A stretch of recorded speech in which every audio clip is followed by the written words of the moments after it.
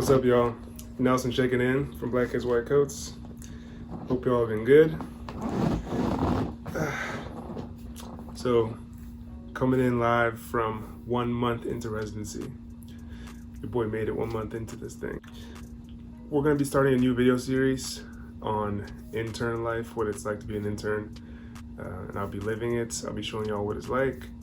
This first video is essentially gonna be me just telling y'all about my experience so far, but the next couple of videos will be about certain things like what it's like to be on call, how to spend your time outside of residency, what little free time you have, and things like that. So stay tuned. But today, I'm just gonna give you a quick rundown of how it's been so far, what were my expectations going in, and how I've kind of made it through to about a month in.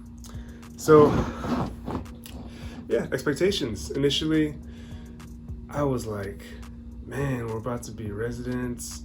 We're gonna be in charge of our own patients for now. Because you know, in med school, essentially you have a patient or so in your wards months, but you don't get to make the last call on anything. You have to talk to your actual attending, talk to the actual residents and see what they think, and then they make the call. But as a resident, you actually get to make the call in a lot of cases. My expectation was that I would have to make the call, all the time. So I was so nervous, just thinking patients' lives are in my hands. What if I don't know what to do? And the good news is that the reality is it's a very team-based approach. So how we do it here is there are several resident teams, and each team has a couple of interns. So an intern is a first-year resident, a PGY1, right? Post-grad year 1. There's a couple of interns.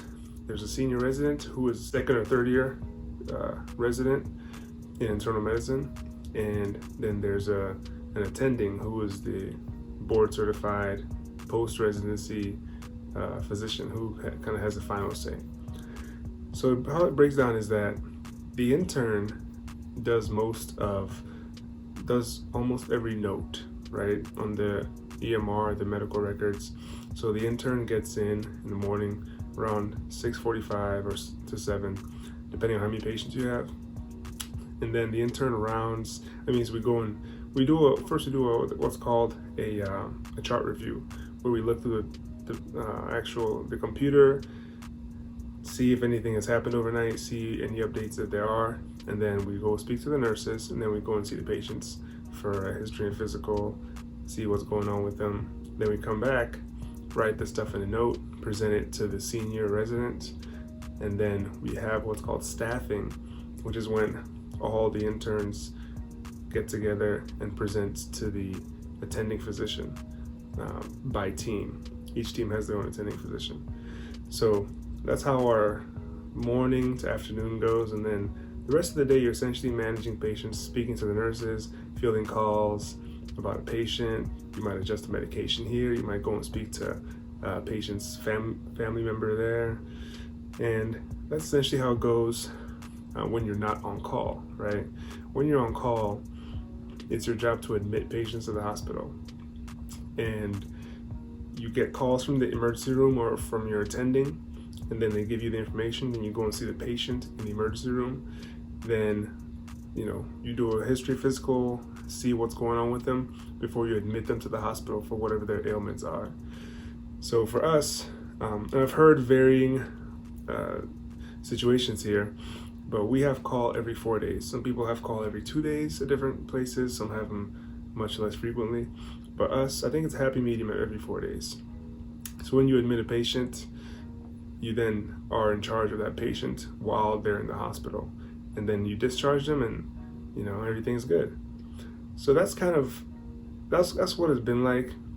The reality of what happens versus what I thought it was, that team-based approach is so helpful. Oh my gosh, like you always have support, whether it's from your co-residents or your senior resident or even the attending. You have so much support. You can call them up, ask them any questions. So it's not really any decision you make, you always have backup. You always have a way to check in and see whether it's the right decision. Sometimes you get a call from a nurse asking whether you want to adjust the medication because the patient's blood pressure is dropping or it's rising. And a lot of those times initially you feel, am I qualified to make this judgment? Like, what if I give them a little bit of, hydralazine and then they die or something, But with time, you realize that you're actually worthy of making that decision.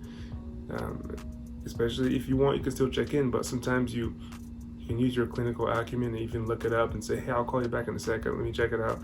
Do whatever research you have to do, and then call the nurse back and make whatever adjustment you need to make. So basically, it's been pretty good compared to what I expected. That team-based approach is really helpful. Everyone's been really nice, and we help each other out when we can. So that's good. In terms of call has been long. For us, we don't have 24-hour calls, thankfully. We have 18-hour calls. And with that, you're just kind of sitting in the call room, or if you want to go to the resident lounge, then you wait for the call from the emergency room to admit a patient. And for us, we have a max of five admissions per call shift. And usually I don't hit that, but I hit that a couple of days ago during my overnight call shift. And even 5 patients is not too bad, thankfully. But yeah, the call shift is pretty good if you don't have that much to do. Sometimes some patients you're covering for a co-resident, sometimes they need a lot of adjustments, need a lot of monitoring, and the nurses might call you off the hook all night long about what do you want to do for this patient's getting this patient's angry, this patient's hungry, whatever's going on. They might call you about what's going on, and you have to make a call. So that's part of the job. It's not that bad. It's only bad when it hits like 2 a.m. and you start to get really tired, and then you have an admission, and then nurses calling you. It can get hectic, but it always settles down eventually. So that's good. So even in the worst of the worst, if you got a phone call here, you got another one here, you got all these things happening, you just take a deep breath and focus on one thing at a time, and then just know it'll all be resolved eventually. So that's kind of what it's been like. Overall, I've had a good experience.